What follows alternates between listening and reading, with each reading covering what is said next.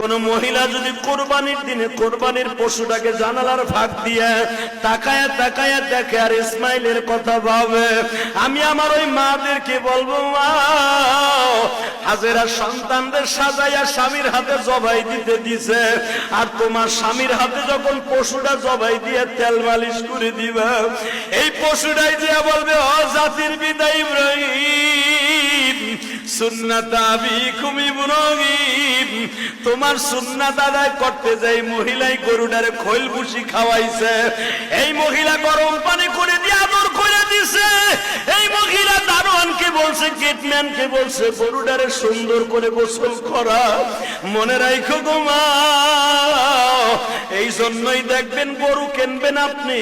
গরুটার তদারকি দিয়ে দিবেন আপনার বিবির আন্ডারে। আপনার বিবি যদি এই গরুটারে তেল মালিশ করে দেয়, গরম পানি করিয়া দেয়, একটু আদর করে দাও গো মা,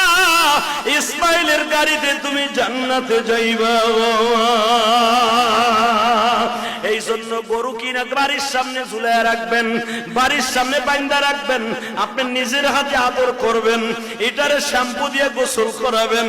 এটার মাথায় চুলকায় দিবেন, আর চোখের বাড়ি সাইরে দিয়া বলবেন, হে পশুরে, তোরে আমি কিনছিলাম, তুই আমারে পাপের থেকে বাঁচাই দিয়ে গেলি।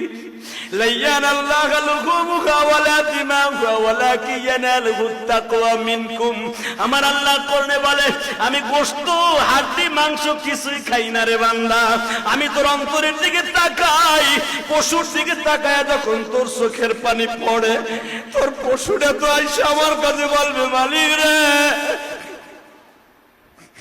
কোটি কোটি পশু গাবতলির হাটে, হাসনাবাদের হাটে, পোস্তগোলার হাটে, মিরপুরের হাটে, ক্যান্টনমেন্টের হাটে, আল্লাহ এমপি সাহেবের বাড়ির সামনে, আল্লাহ কত আলোকদের মাঠে কত লাখ লাখ গরু আসছিল, সবাই কিন্তু বিক্রি হয় নাই, কেউ গাড়ি বলিয়া লইয়া গেছে ফেরত, আমারে তুমি তোমার এই বান্দার বাড়ি পাঠিয়ে দিছো, মালিক আমার কোনো দুঃখ নাই, আমার গলাটা পাতায় দিব চাকুর সামনে, কিন্তু তুমি আমার সাথে একটা ওয়াদা দাও, আমি তো তারে বাঁচাই দিয়ে গেলাম, কিন্তু ও তো বাঁচবো না, আমারে খাওয়ার পরে যদি নামাজটাও ঠিক মতো না পড়ে বলি, আর কোরবানির টাকার মধ্যে যদি সুদ ঘুষের টাকা থাকে, মানুষকে মাইরের টাকা থাকে, আমি রব্বে কারিমের কাছে তোর বিরুদ্ধে আদালতে নালিশ করব।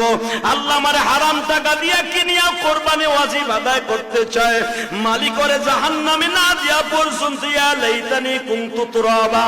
আমি পশু কোনোদিন মাটি হব না।